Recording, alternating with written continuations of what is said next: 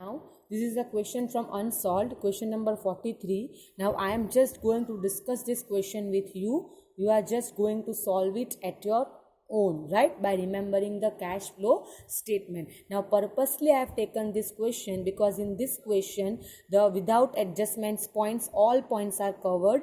That is your proposed dividend, then provision for tax and your assets, right? So, let's begin. Share capital always comes in financing activity, right? And then you are having reserves and surplus. Now again there is a note. As I said, whenever you are having note, you have to write the items in notes. Now see, in reserves and surplus you are having two things, that is general reserve and surplus balance in statement of profit and loss. Now from this you will going to start your operating activity, right? And first time you are having some other reserve also, which is general reserve. And if you remember कि आपको transfer to reserve करके एक item आता है जिसमें आपको कुछ लिखना होता है. This general reserve will be treated as transfer to reserve, right? और वो भी कौन सी एक्टिविटी में आता है? ऑपरेटिंग में ही आता है, right? This is a new thing for you. Now current liabilities. Now trade payables operating activity में आता है, अदर करंट लायबिलिटी भी ऑपरेटिंग में आएगा. नाउ शॉर्ट टर्म प्रोविजन में आपके पास नोट है तो आपको चेक करना है कि पहले शॉर्ट टर्म प्रोविजन में क्या है.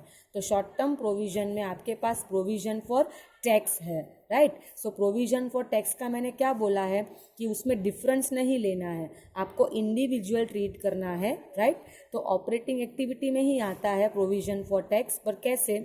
करंट और प्रीवियस का इंडिविजुअल करना होता है. This is your current year and this is your previous year, right? So current year का ऐड करना होता है और प्रीवियस ईयर का माइनस करना होता है. अगर आपने मेरी पीडीएफ और नोट्स अच्छे से लिखे हैं तो उसमें मैंने मेंशन किया ही है कि प्रोविजन फॉर टैक्स ऑपरेटिंग में ही प्लस होता है और ऑपरेटिंग में ही माइनस होता है. पर उसमें फ़र्क ये है कि करंट ईयर वाला प्लस करना होता है और प्रीवियस वाला माइनस करना होता है, राइट? ये लास्ट में होता है इनकम टैक्स पेड, और ये आता है आपका आफ्टर टू बिफोर में जब करते हो ना, ये ट्रांसफ़र टू रिजर्व में वाले स्लॉट में ये आता है, राइट? सो ये इंडिविजुअल ट्रीट करना है. ये एक ही आइटम ऐसी है जिसका डिफरेंस नहीं आएगा. Individual items you have to take. Current year का प्लस करो, प्रीवियस ईयर का माइनस करो, राइट? अगर फॉर्मेट आता है तो पता चल जाएगा ये कहाँ पे प्लस करना है और ये कहाँ पे माइनस करना है. Okay, so short term provision हमने यहाँ से कर लिया. Now let's start with assets. अब असेट्स में भी नोट्स हो तो वहाँ नोट में जाके करना पड़ेगा. जैसे टेंजिबल असेट का नोट दिया है, एंड ऑलवेज आई सेड कि आपका असेट हमेशा अगर इंक्रीज है तो इन्वेस्टिंग एक्टिविटी में आता है. Let's check. जैसे लैंड एंड बिल्डिंग साथ में दिया है, right? So land and building, okay, land and building साथ में है, right? So what you can say that 1,10,000 से उसकी वैल्यू क्या हो गई? 557,000. पहली बार ऐसा हो रहा है कि आपका असेट डिक्रीज हो रहा है.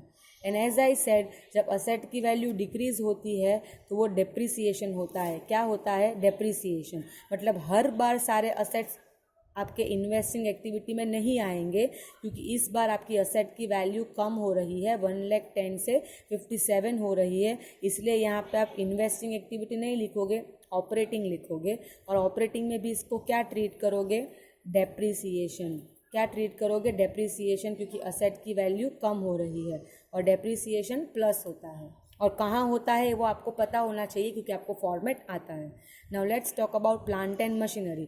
अब प्लांट एंड मशीनरी की वैल्यू इंक्रीज हो रही है, राइट? सो इंक्रीज कब होती है? जब आपने असेट को परचेज किया होता है. सो असेट का परचेज और असेट का सेल आपका इन्वेस्टिंग एक्टिविटी में आता है, इसलिए यहाँ पे मैं आई लिखूँगी और वो इन्वेस्टिंग एक्टिविटी में से क्या हो जाएगा? माइनस हो जाएगा, राइट? सो आपका टेंजिबल असेट हमने कंप्लीट कर दिया. नाउ इन टेंजिबल असेट में क्या है? गुडविल है, राइट? सो गुडविल आप चेक कर लो, 50,000 में से 40 हो गया, मतलब गुडविल की वैल्यू कम हो गई. तो असेट की वैल्यू कम होती है तो वो सेल नहीं होता है. जैसे यहाँ पे भी कम हो रही थी तो हमने डेप्री क्रिएट किया था, तो यहाँ पे एक्चुअली ये इनटेंजिबल है तो डेप्री नहीं आएगा. It is called amortisation. और वो भी कौन सी एक्टिविटी में आता है? ऑपरेटिंग में. जहाँ डेप्री प्लस करोगे वहाँ ही अमोर्टाइजेशन आएगा. सो ये क्वेश्चन मैंने पर्पसली सिलेक्ट किया है बिकॉज इसके अंदर आपको विदाउट एडजस्टमेंट वाले सारे पॉइंट्स कवर हो रहे हैं। देखो असेट भी आपके पास 3 टाइप की थी, उसमें एक असेट आपका डिक्रीज हो रहा था, मतलब वो डेप्री है तो ऑपरेटिंग एक्टिविटी में जाएगा। एक असेट की वैल्यू इंक्रीज हो रही थी तो वो इन्वेस्टिंग में जाएगा क्योंकि वो परचेज ऑफ असेट काउंट होगा। और अगेन एक एसेट की वैल्यू डिक्रीज हो रही है पर वो इनटेंजिबल है इसीलिए वो अमोर्टाइजेशन ट्रीट होगा। अब ये नॉन करंट इन्वेस्टमेंट्स तो हमेशा इन्वेस्टिंग एक्टिविटी में ही आएगा, पर देख लेते हैं क्या है। 10,000 में से 35 हो रहा है, मतलब ये भी इंक्रीज हो रहा है। तो असेट की वैल्यू इंक्रीज हुई है, उसका मतलब कि ये परचेज है, मतलब ये इन्वेस्टिंग एक्टिविटी में से क्या हो जाएगा, माइनस। कैश बैलेंस तो हमें कंसिडर ही नहीं करना है इसीलिए क्रॉस। इन्वेंटरीज, करंट असेट्स सारे ऑपरेटिंग एक्टिविटी में आते हैं, इंक्रीज डिक्रीज के हिसाब से आपको इन दोनों को प्लस माइनस करना है, राइट। नाउ क्या रह गया, प्रपोज डिविडेंड। अगर आपको प्रपोज डिविडेंड का प्रोविजन याद हो तो प्रपोज डिविडेंड में आपको करंट ईयर का पूरा क्या करना होता है, इग्नोर, आपको कहीं पे भी नहीं लेना है इसको। बट ये जो प्रीवियस ईयर का आपका है, दैट इज पहला वाला आपका प्रीवियस ईयर है और सेकेंड वाला आपका करंट ईयर है, मतलब 20 वाला इज़ अ करंट ईयर, तो ये भी आपका 45,000 भी आपका करंट ईयर वाला होगा, तो इसको क्रॉस। अब जो 19 वाला है वो प्रीवियस ईयर वाला है, सो ये आपका कहाँ जाएगा, ऑपरेटिंग एक्टिविटी में प्लस होगा और फाइनेंसिंग एक्टिविटी में माइनस होगा, बिकॉज ये डिविडेंड है तो डिविडेंड ऑपरेटिंग में भी आता है और फाइनेंसिंग में भी आता है। अब क्या नया सीखा, so 3 things, all the without adjustments points are covered in this question.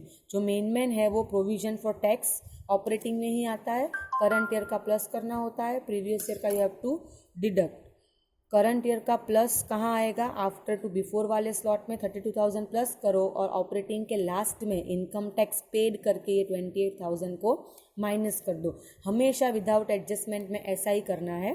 फिर हमने देखा प्रपोज डिविडेंड, आपको करंट ईयर का हमेशा उसको कम्प्लीटली इग्नोर ही कर देना है, सिर्फ प्रीवियस ईयर का ही हमें लिखना है, वो ऑपरेटिंग में प्लस होगा इसके साथ ही जहाँ प्रोविजन लेने वाले हो करंट ईयर का, और फाइनेंसिंग एक्टिविटी में जाके सेम अमाउंट वापस माइनस करना है डिविडेंड पेड करके। और एक नया जो आपने सीखा, general reserve, transfer to general reserve, इसमें भी सेम करना होता है कि 20,000 में से 30 मतलब कितना चेंज आया 10,000 का, तो आपको 10,000 ऑपरेटिंग एक्टिविटी में प्लस करना है, राइट।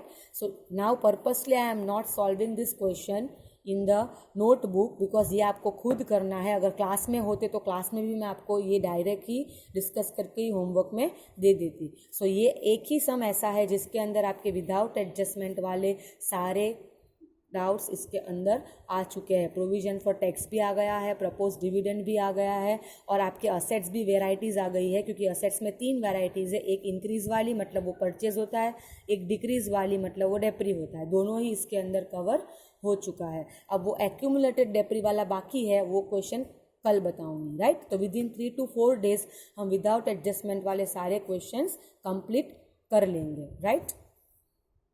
Thank you.